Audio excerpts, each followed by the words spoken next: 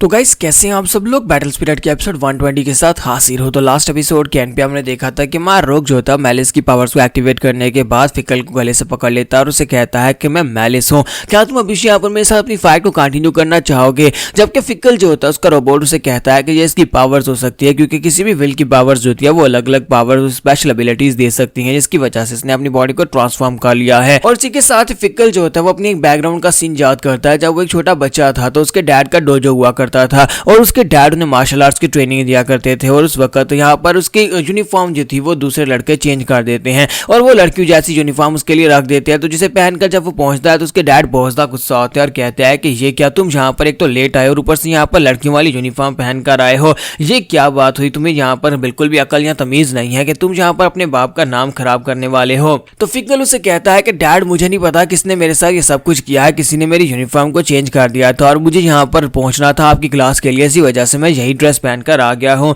तो उसके डैड जो होते हैं उसकी बात नहीं सुनते और कहते हैं अपनी बकवास बंद करो, किसी ने यहाँ पर तुम्हारे कपड़े चेंज कर दिए, किस किस्म का बहाना है। और इसी के साथ वो उसके मुंह पर एक थप्पड़ दे मारते हैं। तो जब उसके मुंह पर थप्पड़ मारते हैं तो उसे कहता है कि डैड मैं सच बोल रहा हूँ, डैड मैंने झूठ नहीं बोला। लेकिन उसके डैड काफी ज्यादा गुस्से में होते हैं और कहता है कि मुझे यहाँ पर तुम्हारी कोई बात नहीं सुननी, चुपचाप मेरे पीछे आओ, डोजो में आ जाओ, ताकि बाकी के बच्चों के साथ तुम्हारी क्लास भी कंप्लीट हो सके। और इसी के साथ फिकल भी अपने डैड के साथ वहां पर आ जाता है। तो जब वो ट्रेनिंग कर रहे होते हैं तो उसके साथ जो लड़के बैठे होते हैं, जिन लोगों ने उसकी यूनिफॉर्म को चेंज किया होता है, वो वहां पर हंस रहे होते हैं और कहते हैं कि देखो तो जरा इस यूनिफॉर्म में बिल्कुल परफेक्ट लगता है, इसे इस तरह की यूनिफॉर्म ही पहननी चाहिए। ये तो बहुत ही अच्छा हुआ कि हमने इसकी यूनिफॉर्म को चेंज किया, अपने डैड से इसे मार पड़ी है, अगली बार हम लोग यहाँ पर इससे भी ज्यादा टाइट कपड़ों इसके लिए चेंज करेंगे, यानी कि इसके कपड़े जो है और भी ज्यादा छोटे रख देंगे और जिसे पहनकर ये आएगा तो उसके डैड और भी ज्यादा इसे मारेंगे। और उसके बाद फिकल जो होता है वहां पर ट्रेनिंग में ही उस लड़के को बहुत ही बुरी तरह से पीटता है जिसने उसकी ड्रेस को चेंज किया था। और उसे बहुत ही बुरी तरह से पीटने के बाद उसके सामने खड़ा होता है और उसके चेहरे के ऊपर कोई भावना भी नहीं होती, क्योंकि ये लड़के उसका मजाक उड़ाते थे। इसी वजह से फिकल ने उसे बहुत ही बुरी तरह से पीट देता है।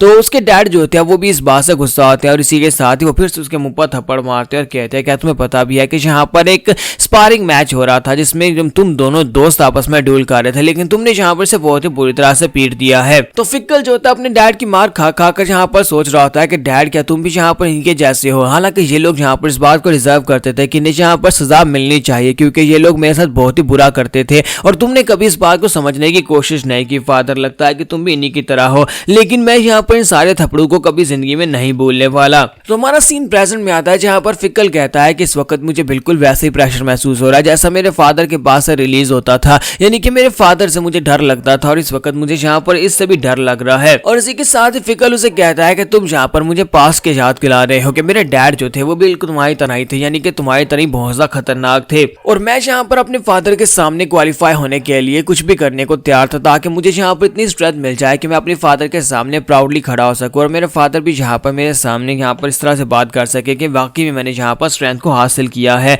इस दुनिया में आने से पहले मैंने बहुत ज्यादा मेहनत की थी, लेकिन अब जबकि मैं इस दुनिया में आ चुका हूँ तो फिर से यहाँ पर मेरे फादर की तरह ही कोई मेरे सामने खड़ा है जो कि मेरे मुंह पर थप्पड़ मारने चाह रहा है, लेकिन मैं यहाँ पर ऐसा बिल्कुल बर्दाश्त नहीं करूंगा। अब तुम्हें यहाँ पर मरना होगा, क्योंकि मैं यहाँ पर ह्यूमैनिटी 3rd लेवल पर हूँ, चाहे तुम यहाँ पर कितने पावरफुल क्यों ना हो, चाहे तुम्हारी विल पावर कितनी स्ट्रॉन्गर क्यों ना हो, लेकिन 3 विल पावर्स के सामने तुम्हारी विल पावर कुछ भी नहीं है। और साथ ही वो अपने दूसरे हाथ को उठाता है और उसका बाजू काटने के लिए अपने हाथ को यहाँ पर उसके ऊपर स्लैश लगाता है, लेकिन वहाँ रोग जो होता है वहाँ पर बड़ी आसानी के साथ उसके हाथ को एक ही हाथ के साथ ब्लॉक कर लेता है। ये देखने के बाद विलेज चीफ काफी ज्यादा हैरान होते हैं और कहते हैं कि इस लड़के ने तो सिर्फ एक ही हाथ के साथ उसके अटैक को ब्लॉक कर लिया जो कि ह्यूमैनिटी 3rd लेवल पर था। ये किस किस्म की पावर्स हैं जो कि ब्रदर रोग ने अवेकन कर ली हैं। और निका भी हैरान हो रही होती है और कहते हैं कि यहाँ पर ये हमें बार बार सरप्राइज दिए जा रहा है, क्या वाकई में यही वो उम्मीद की किरण है लेडी चांपा ने जिस बारे में बात की थी। तुम्हारा रोग जब उसके हाथ को पकड़ लेता है तो फिकल उसे कहता है ये किस किस्म की पावर है। तुम्हारा रोग उसे कहता है कि तुम्हारे पास यहाँ पर 3 विल्स की पावर है, लेकिन मेरे सामने तो वो तीनों विल्स बिल्कुल बेकार है, कचरा है,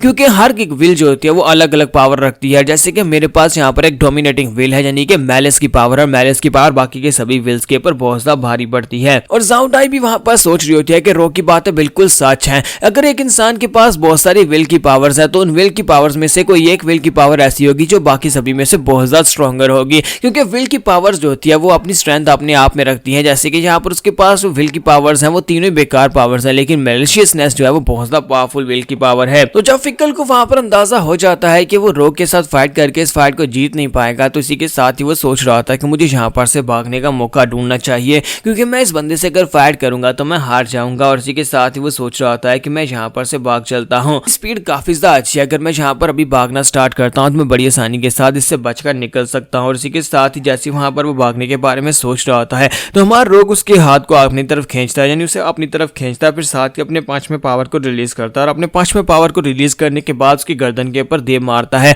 तो हमारा रोग जो होता है जब उसकी गर्दन के ऊपर यानी उसके गले के ऊपर पंच मारता है तो उसी के साथ उसके इंटरनल आर्गन्स जो होते हैं वो चौक हो जाते हैं, स्पेशली उसके गले का विंड पाइप जो होता है वो चौक हो जाता है। और हमारा रोग उसे कहता है कि मुझे यहाँ पर तुम्हारे अंदर से डर महसूस हो रहा है, लगता है कि तुम यहाँ पर से भागने के बारे में सोच रहे थे, लेकिन अफसोस कि अब तुम यहाँ पर से भागकर नहीं जा सकते, ना ही तुम्हें डर महसूस करने की जरूरत है क्योंकि अब तुम यहाँ पर मरने वाले। और इसी के साथ ही फिकल जो था वहीं पर से ग्राउंड के ऊपर गिर जाता है और कहता है कि मैंने ऐसा सोचा भी नहीं था। फाइनल राउंड में इतने सालों तक इंतजार करने के बाद जब मैं 3 विल की पावर्स को एब्जॉर्ब कर चुका हूं तो मैं यहाँ पर इस तरह से मरने वाला हूं। और फिकल वहीं पर गिरकर मर जाता है। तो जैसे फिकल वहां पर नीचे गिरकर मर जाता है तो उसका रोबोट कहता है कि यह क्या फिकल मर गया, ऐसा कैसे हो सकता है, फिकल मर गया। तुम्हारा रोग जावडाई से कहता है कि जावडाई मेरी बात सुनो, मुझे लगता है कि तुम्हें यहाँ पर जल्दी से जल्दी इसकी स्ट्रेंथ को एब्जॉर्ब कर लेना चाहिए। अकॉर्डिंग टू रूल्स तुम्हें यहाँ पर इसकी स्ट्रेंथ को एब्जॉर्ब करना है ताकि तुम अपने आप को इवॉल्व कर सको। साथ ही हमारा रोग जो होता है वहां पर खुद भी उसकी पावर को एब्जॉर्ब करने के बारे में सोच रहा होता है। तो हमारी जो जावडाई होती है वो कहती है कि मुझे लगता है कि इस वक्त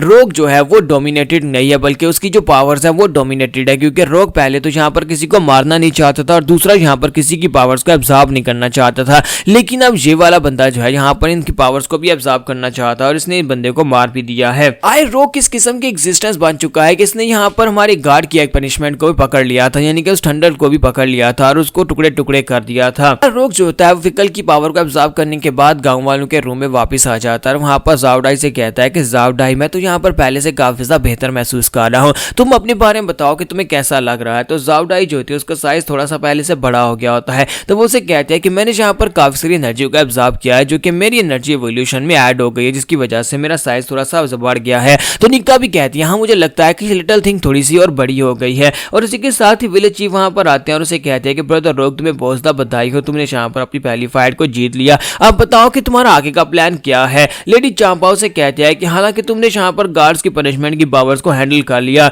लेकिन हमें यहाँ पर तुम्हारे साथ कुछ बातों को डिस्कस करना है। तो हमारा रोग